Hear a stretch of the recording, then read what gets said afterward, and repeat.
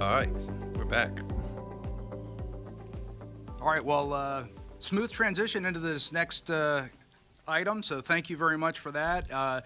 It's my pleasure to present a brief presentation on the operations of the police department for the last year.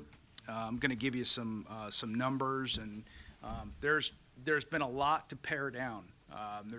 We do a lot of things, and I'm going to give you some information, and if there's any questions you have at the conclusion, please feel free, or if you want to stop me in the middle, that would be fine too. So the first thing we're going to discuss about are some key numbers.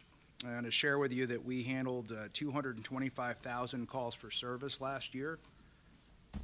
I'll take a moment to just let that number sink in.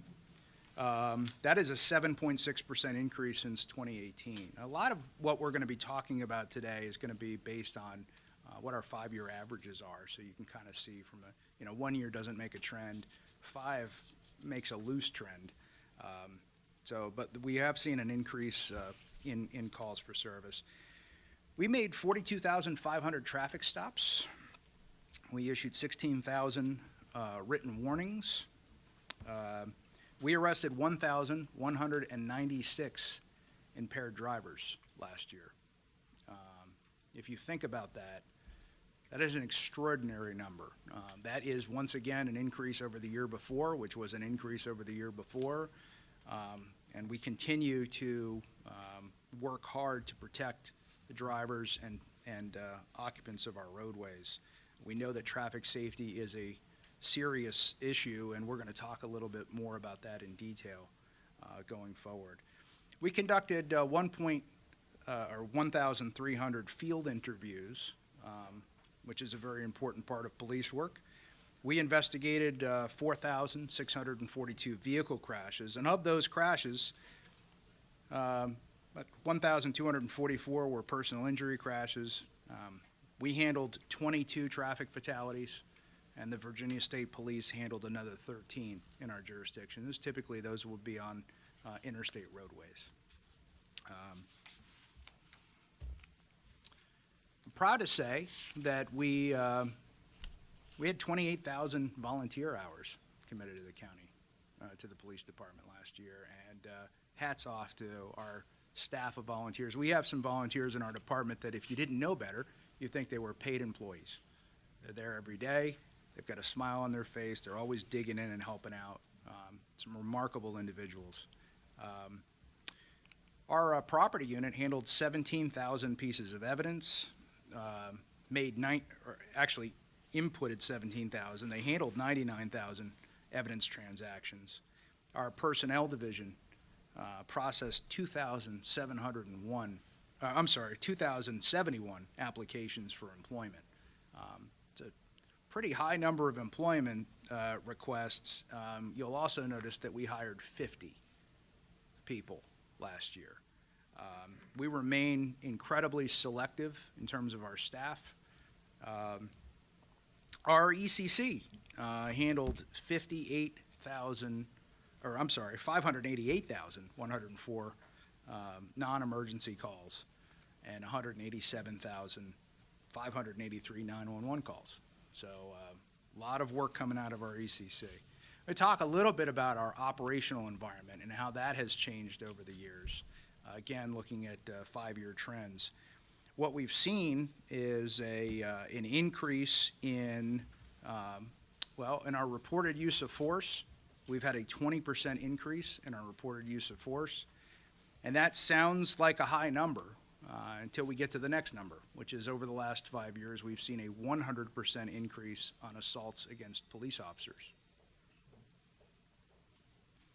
We've also seen a 197% increase in people fleeing from the police during lawful traffic stops. I am pleased to share with you that over the last 5 years, we have seen a 12.1% decrease in external complaints on staff, and we have seen a 30% increase on internal complaints on staff. Many people don't realize that when it comes to our OPS function, our internal affairs function, we're split almost 50-50 in terms of internal and external complaints. We do a really robust job of policing ourselves and making sure that we're providing the most professional and ethical service possible. So our operational environment, I've touched on this in previous years, and our operational environment has certainly shifted in the last 5 years. Talking about 5-year crime trends, I'm sorry these numbers are a little bit small, at least on this TV. Maybe you're able to, oh, you can see it good there. Okay. So we've seen decreases when you start looking at our 5-year averages of crime compared to last year. We saw almost a 22% decrease in arson.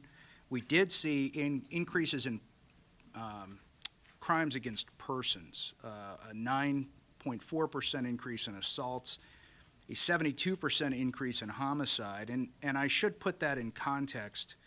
Last year we had 19 homicides, and on average, 5-year average, we typically have 11 homicides. We're talking about victims, not specific incidents. Last year we had a very tragic incident in November where we had 4 individuals that were murdered in the same incident. That certainly drove that number up, but we certainly, will acknowledge that we had a 72.73% increase in homicides over our 5-year average last year. With forcible sexual offenses, we saw a 15.5% increase. In every other area, burglary, we saw almost a 32% decrease. Vandalism, we saw a 9% decrease. Fraud, we've seen a decrease. Theft, motor vehicle theft, and even robbery, which actually has recently upticked, but I'm proud to say that we made an arrest like 20 minutes before this meeting for someone who committed a robbery. So, but we have seen a 23% decrease in robberies over our 5-year average last year. So it is concerning, though, to see, the best measure of violence in a community is not the murder rate, it's actually the assault rate. How often people are trying to harm one another. Sometimes they die as a result, but sometimes due to medical intervention or fate, the person doesn't die. The assault rate is actually a really good predictor of violence in the community. We're seeing an increase in that in the general population. We're seeing an increase in that against police officers, and we're also seeing, again, a significant increase in the number of people fleeing from lawful traffic stops. So. And that's probably a good segue to get into our 5-year crash trends. So perhaps surprisingly to some, we've actually seen a decrease in over the 5-year average, but we are starting to see an uptick in countywide traffic crashes. And in terms of severity, what you'll see there is the gold bar represents the number of crashes, and the black bar represents the number of injury crashes proportionate to those.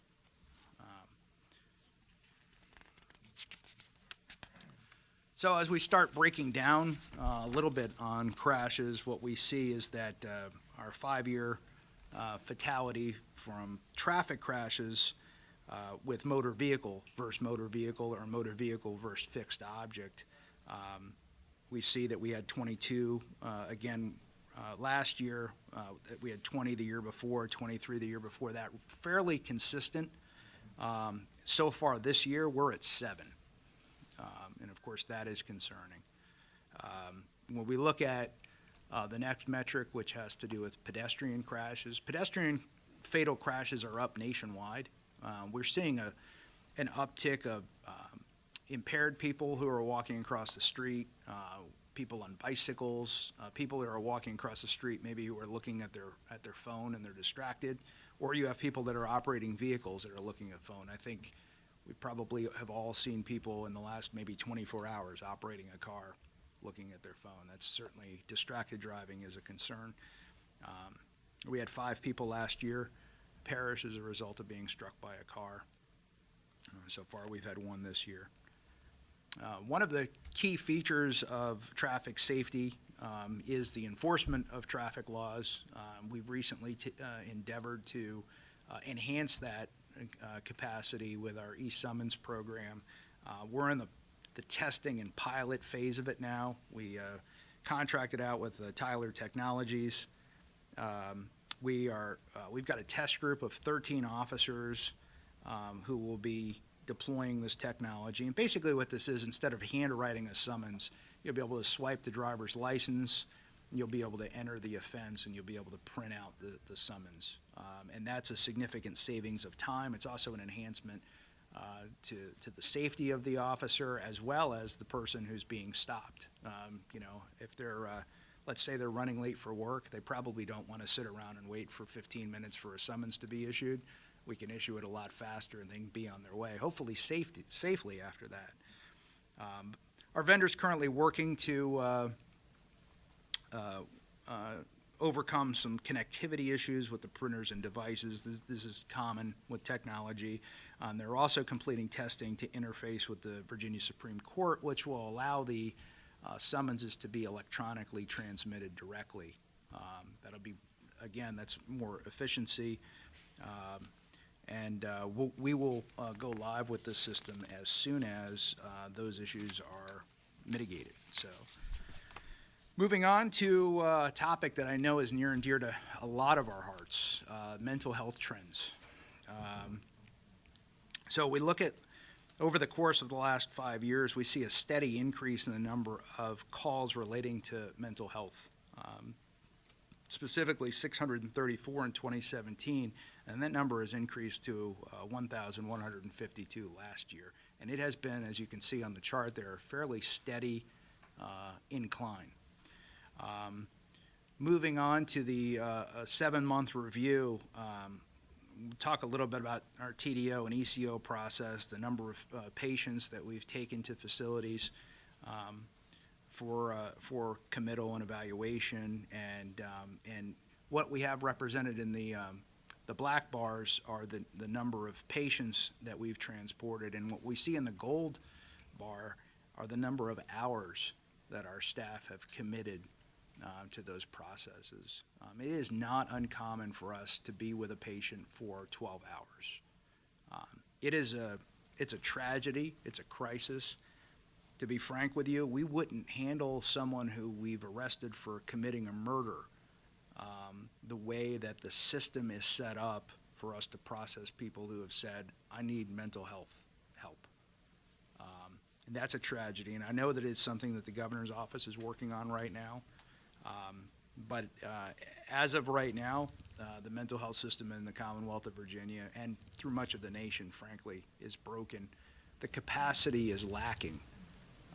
Bed space is lacking, the number of practitioners is lacking, and unfortunately, far too often, police are standing by with folks who are in crisis. And if they weren't in significant crisis in the beginning of that 12 hours, after 12 hours, it's certainly not any better. Moving on to suicide trends. Again, this is an issue that I know many of you get the pages from the ECC when we have a suicide attempt or a completed suicide. So just to give you some context of what we're dealing with over the last 5 years, we've seen a slight decrease in suicide attempts and in completed suicides. It doesn't feel that way, but that's what the numbers bear out. And in terms of juvenile suicides, again, a vulnerable population, what we see is a significant diminishment from 2021 to 2022, but still 56 attempts is 56 too many attempts. We had both in 2001 and 2002, we had two completed suicides in those 2 years. Quick update on our radio system. All of the towers have been built. I'm proud to say that our project manager, Wes Fertag, has marshaled us through this with great effectiveness. Our towers were built before any other regional partner towers were built, but we are in the process now of testing And that's both indoor and outdoor, and both portable and mobile units. The testing process for the new radio system is an expansive process. It requires testing throughout the year because, as you know, the foliage changes throughout the county, and so that will impact the radio waves. And so we will be switching over to the new system once all of our regional partners have completed their testing, and if, God forbid, our current radio system crashes, we do have the capacity to flip over to the new system unilaterally if that happens. So we're in good shape as far as that's concerned. That has been a long and arduous process, and I'm pretty sure that once we get done with this system, we'll probably start planning the next one. Sorry, Matt. Some updates on facilities. I was just kidding, just for the record. Some updates on facilities. We are in the design phase with the Falling Creek Station. I want to thank General Services and John and Clay and the partnerships that we've had throughout the county on that. Thank the board for your support, and thank the community for voting for the bond referendum that will finance this. We're going to be completing our design by September of 2023. We plan on having permits, building, and a general contractor by December of 2023. These are rough guidelines, and we're hoping to begin construction first quarter of 2024 on the Falling Creek Station. And, of course, that's going to be on Midlothian Turnpike there by Chippenham. So we're pretty excited about that. The Swift Creek District Station, we're looking at a 9-acre property that's been identified, and at this point we're not disclosing anything additional on the facilities, but we are thankful that we are going to be investing in the infrastructure for the police department. To his credit, I have to tell the story. I came to Dr. Casey when we first started talking about these buildings, and I said, you've got to stop putting us in old barbecue restaurants. They don't make very good police stations. And his response to me, he quipped back so fast. He said, well, they don't make good barbecue restaurants apparently either. And he was right. So I'm happy that we're able to move forward in this direction. Just quickly, to highlight a couple of special awards and recognitions. We don't typically do this, but last year our department was both nationally and internationally recognized for our work, and so I do want to give credit to our staff for the tremendous work they've done. Specifically, the police department was recognized by the International Association of Chiefs of Police as a thought leader organization for our culture and our recruitment and retention practices. We produced a video in partnership with the IACP, and that video and that accolade was featured at the International Police Chiefs Conference in Dallas, Texas last year, and that was quite an honor to be on the international stage. The agency, I think, really has come a long way and done some really good work. So I'm really proud of that. Cultural transformation is not an easy thing. And our folks have embraced it, and they've done a wonderful job. So I'm very thankful to them for that. We were also recognized, the Chesterfield County Police Department was recognized by the National Law Enforcement Officers Memorial Fund as the top agency in the nation for our comprehensive safety efforts, which probably will make our risk manager very happy. But there are 18,000 police agencies in the United States, and we were ranked #1. And I give a lot of credit to Lieutenant Colonel Dan Kelly, who marshaled us through that process. That's an excellent distinction. And, I'd like to say that as a hiring manager, there's a lot of value, I think.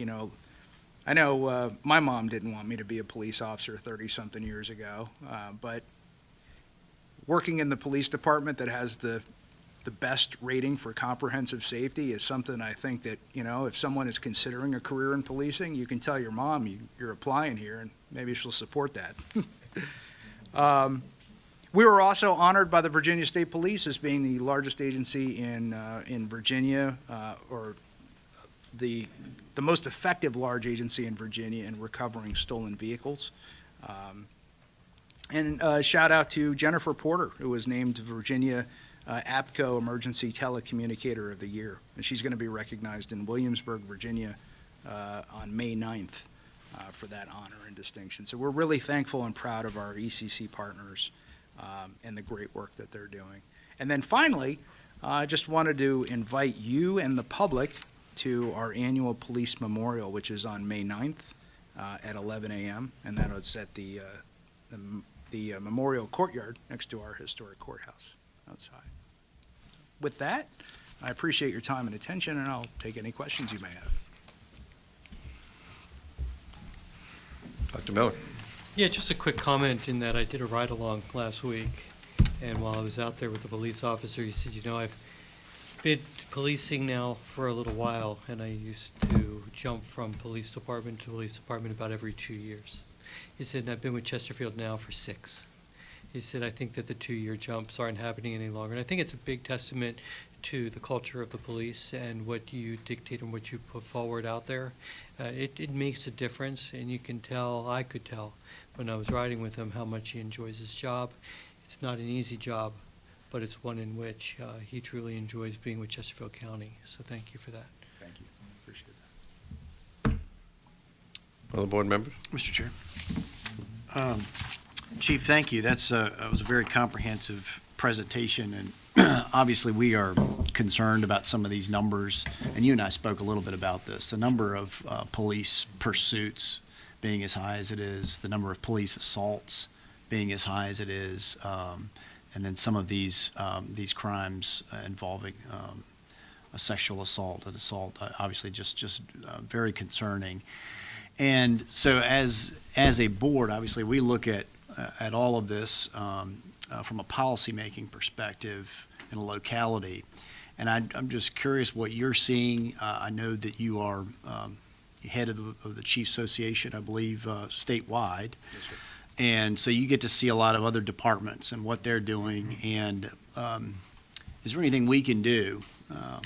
Is there anything we should be doing more of here as a board to put more visibility on some of these items, and what would you recommend from us? I think advocacy at the state level is important. We saw a number of police reform efforts that took place 2 years ago. I think many of them, I think all of them were probably well-intended, but I think many of them were reflexive. They weren't well thought out.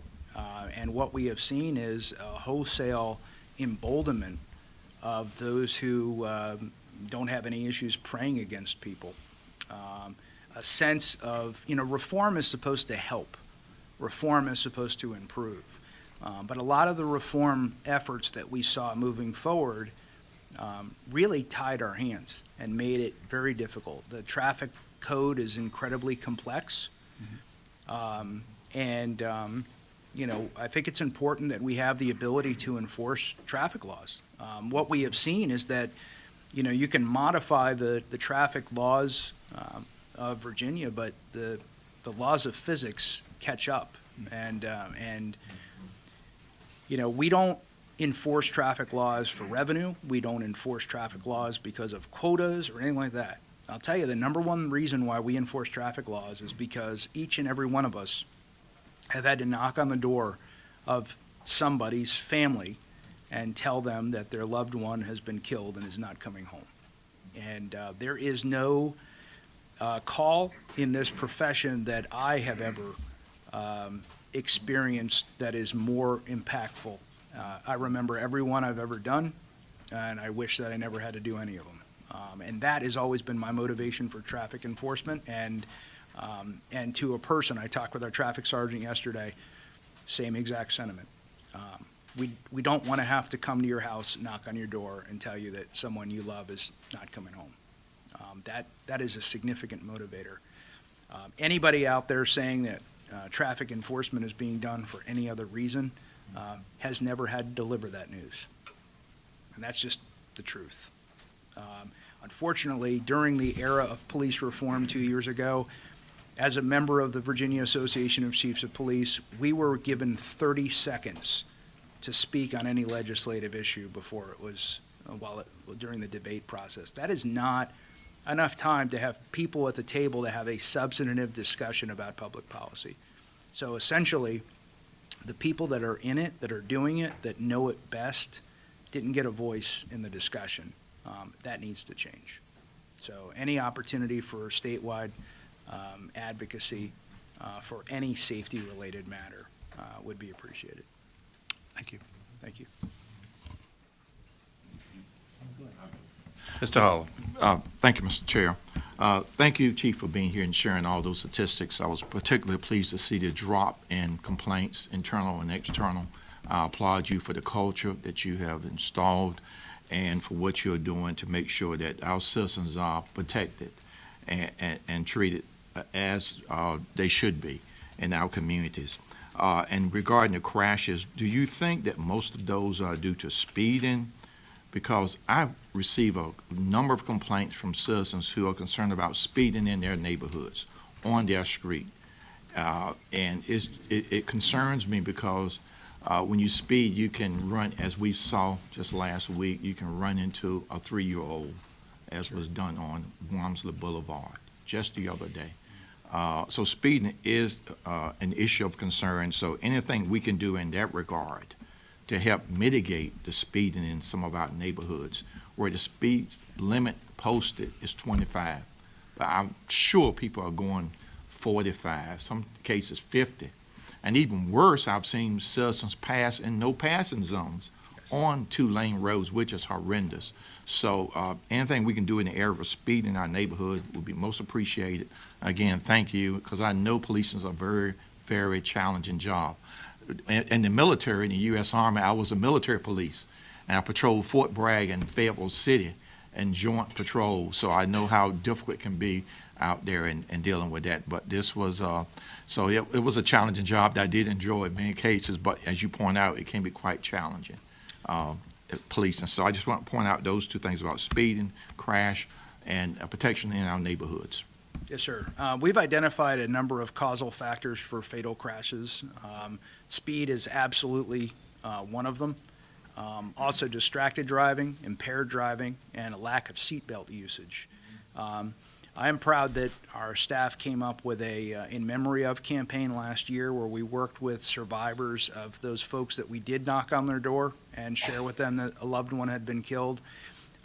In many respects, we highlighted each of those causal factors and the fact that, this isn't just a message that we're saying, buckle up. Like, here's a person who actually died as a result of, someone not being restrained, or someone speeding, or someone impaired. We work on these issues, and to the board's credit, I asked for additional staff for traffic enforcement last year. You did not hesitate to provide the funding for those persons, and so we're excited to continue ramping that up along with our e-summons program. Thank you. Thank you. Ms. Dingle? Thank you, Mr. Chair. A couple of these things you've already touched on, but I was making notes as we spoke, and some of them I'll touch back on. One of the things that you mentioned was we recovered the most stolen vehicles. What you didn't talk about was the percentage of that. If I'm not mistaken, we went from approximately 28 a year to over 100 in the last year. And I'm not trying to get into all of the reasons why. I'm just going to say that if you've stolen a car from another jurisdiction, you shouldn't come to Chesterfield. And if you stole one in Chesterfield, you shouldn't have, because the apprehension rate has significantly increased. And I applaud you and your department for the work you've done there. And apparently the state has recognized that as well. So thank you for that. I appreciate that. To that point, sir, if I could just mention, we had 18 police pursuits last month. We arrested 17 individuals from those 18. So don't run from us either, because ultimately we're going to catch you. And that goes into my next bigger point. I know we've had an alarming number of homicides last year, some in multiple in one. What we didn't talk about is how many of those people were caught. And I don't know if you know that number off the top of your head, but I know that it is extremely high. If you make a bad decision and you kill somebody, you're going to get caught in Chesterfield County. And that's where I'm going with a lot of this is, yes, unfortunately, some of these numbers are up. Others are probably down because we've caught a lot of people. But I do expect with the good work that your department is doing on following up on all of the cases that you have come to you, that we will see these numbers trend in the correct direction. I think a lot of it is spillover from other jurisdictions, and I think they've started to get the word. I understand there was a Wawa that people thought was in Richmond, and it was actually in Chesterfield. And when people were confronted in the Wawa, they were like, "No, this is Richmond," and they're like, "No, you're in Chesterfield," and they just put their heads down because they realized they were in trouble, but they thought they were in another jurisdiction. I mean, I think that says a lot for the community as far as what you're doing to keep our citizens safe in the enforcement. I do still have some concern, which both Mr. Winslow and Mr. Holland brought up with traffic. I know we have put some more enforcement mechanism in through funding so that you could have more officers for that.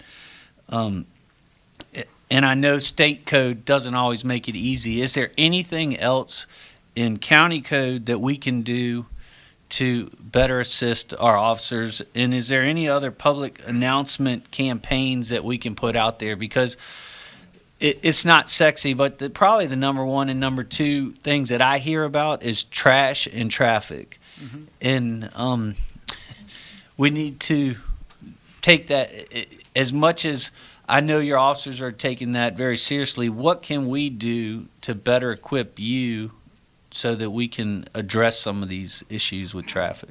Well, touching on multiple points that you brought up, sir, the initial point relating to a homicide arrest, we have made an arrest in every homicide that has occurred in the last 2 years in our county. We still have more work to do in a couple of them, but the work that our persons detectives, our robbery and homicide detectives have done has been extraordinary. And in many cases, we had very little to go on, but it is always heartening and encouraging to see our detectives working, sometimes 24, 36 hours straight to get a case solved and to get justice for a victim. So, we say this all the time. We are unapologetic about protecting our community. If someone harms a member of our community, we love our community, we're part of our community, and we're going to protect our community. That's what we're here to do. We're going to serve our community and provide, guidance as necessary. And when somebody violates the rights or sensibilities or, the physical being of a member of our community, we're going to be there to identify that person and bring them to justice. With respect to the traffic issue, Mr. Winslow and I had a discussion about this yesterday on the phone, and the truth of the matter is our legal system is predicated on the belief that most people are going to do the right thing, and that it's only the outliers that that the law needs to be enforced upon. Unfortunately, we've seen a growing number of outliers because we see people driving indifferent to the traffic laws. And unfortunately, again, we're seeing people getting hurt, and we're doing everything we can to stop it. But what we need people to do is to recognize that you might be able to skirt the laws of Virginia, but the laws of physics will eventually catch up to people. And these are sudden, random, and violent deaths. And we're just talking about deaths. I mean, a number of people are crippled and maimed and injured in life-changing ways. And those numbers aren't even reflected, really, other than the personal injury crashes that were discussed. We all have a stake in this. Every one of us is going to get into a motor vehicle after this meeting and drive someplace on these roads. So we all have a stake in this, and I think we all have a community of interest. So it's important that, if you see a reckless driver, give us a call. Let us know. We'll start looking for the car. And obviously communicate with us And of course, be a good example yourselves. That's important too. Sorry, I had a couple other things. Mental health has definitely been an issue in the amount of hours that your officers spend in the system in the state has failed. But I do have a question. You have you had about 1,152 incidents that were related to mental health with 68 committals. As much as I know it's an increasing issue in the community, has there been an increase in the number of calls that have been called in as a mental health issue that were really something else like drug-induced or alcohol-induced issues that get classified as mental health? Are they actually that many mental health cases themselves coming in? It's a great question. Unfortunately, many of those issues are commingled. You have people that are struggling with mental health issues that are self-medicating, using, sometimes prescription pharmaceuticals, but also sometimes, recreational pharmaceuticals. So a lot of time, and we see this with suicides as well. So a lot of times the issues are kind of commingled. Okay. The last thing, you didn't bring up the Real-Time Crime Center, and I don't know if you're ready to talk about that. Not yet? Or We don't ever discuss operational okay, capacity. I just wanted Yeah. to know if that was, I guess I've already said it, so I'm not hiding something, that there is something that's going on that will, again, continue to enhance your ability to serve the citizens to make sure that they stay safe. Sure. We continue to look at what best practices are and deploy our staff in a way that we think is most effective. And we look at, not only do we look at crime data, but we also look at customer service data. I don't know of any other police department out there that has a heat map where we actually look at where satisfaction and trust is high and where it's low. And we actually deploy staff to build relationships in areas where, relationships are, are strained and trust is seemingly lower than other places. So we're very strategic in how we use the information that we have. But, again, we don't ever discuss operational capacity in an open forum. Thank you. Yes, sir. Chief, two things. One, keep up the great work. And I know I'm probably biased because of my work experience, but the department, as I've said multiple times, is probably one of the best in the nations by far. And as far as what happened in the legislative session, certainly our legislative agenda, we will certainly take a look at things that come up in the future. As in my past, I worked in the legislature for a long time as a representative for the Fraternal Order Police, and what I will say is, if you're only given 30 seconds, the decision's already been made. So it was what I would say a lesson in futility to actually try and actually make a difference when the policymakers had already made their decision before the public hearing was even casted. And so people need to keep that in mind. Again, thank you for the tremendous job that you and your command staff and your personnel all the way down to the new PSAs do. We are very fortunate in Chesterfield County, so thank you. Thank you, sir. Appreciate it.